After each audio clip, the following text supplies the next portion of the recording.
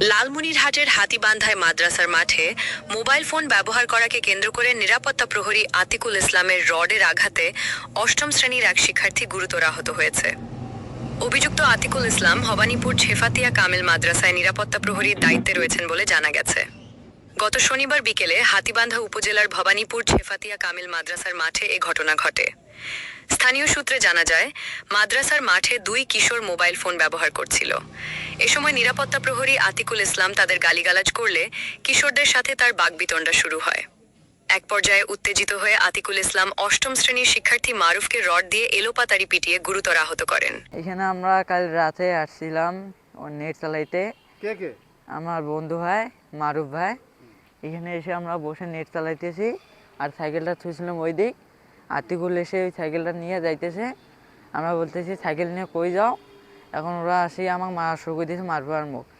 আর ওই ডান্ডাটা ওইখানে ওই ডান্ডাটা ছিল, ওটা ভাঙে আমাদের দুজনের সেই পিটান।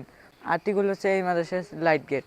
আর এইখানে লাগছে, মাথার মধ্যে লাগছে, এইখানে লাগছে, ওর পিটি একটা সব গুলোতে মারছে এই পিটি। আহত মারুফকে প্রথমে হাতীবান্ধা উপজেলা স্বাস্থ্য কমপ্লেক্সে নেওয়া হয়। সেখানে কর্তব্যরত চিকিৎসক তার অবস্থার অবনতি হওয়ায় উন্নত চিকিৎসার জন্য রংপুর মেডিকেল কলেজ হাসপাতালে রেফার করেন।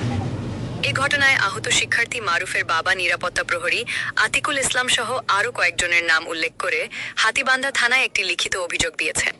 চুরি ও রেলিং ভাঙার চেষ্টা এবং নিরাপত্তা প্রহরী বাধা দেওয়ার কারণেই দুপক্ষের মধ্যে হাতাহাতির ঘটনা ঘটেছে। তবে মাদ্রাসায় চুরি ও রেলিং ভাঙার চেষ্টা এবং নিরাপত্তা প্রহরী বাধা দেওয়ার কারণেই দুপক্ষের মধ্যে হাতাহাতির ঘটনা ঘটেছে। এ বিষয়ে একটি তদন্ত কমিটি গঠন করা হয়েছে বলে জানান ভারপ্রাপ্ত অধ্যক্ষ মঞ্জুরুল ইসলাম। গতকালকে আমি ঢাকা থেকে ফিরতেছিলাম, তখন আমাদের এই প্রতিষ্ঠানের নৈশ প্রহরী তার দায়িত্বকালীন সময়ে এখানে প্রতিষ্ঠানের পাশেই দুজন ছেলে এখানে আসছিল। এখন এসে এখানে আমাদের রেলিং আছে, রেলিংটা নাকি ভাঙার চেষ্টা করছিল। এটার কারণে আমাদের নৈশ প্রহরী সেখানে তাকে প্রহার করে এবং ছেলেটি আহত হয়ে হাতীবান্ধা হাসপাতাল এবং পরবর্তীতে রংপুর হাসপাতালে ভর্তি হয়। এটি পরিবার জানতে পেরে সেই পরিবারের ছেলেটির পরিবার সদস্যরা তারা আবার এসে নৈশ প্রহরীকে মারধর করে এবং সেও আঘাতপ্রাপ্ত হয় হাতীবান্ধা হাসপাতাল এবং পরবর্তীতে রংপুর হাসপাতালে ভর্তি হয়। এই অনাকাঙ্ক্ষিত ঘটনা, এটি দুঃখজনক। এটি প্রতিষ্ঠানের জন্য অবশ্যই দুঃখজনক। আমি এটি তদন্ত টিম করে দিয়েছি প্রতিষ্ঠানের 3 জন শিক্ষকের সমন্বয়ে।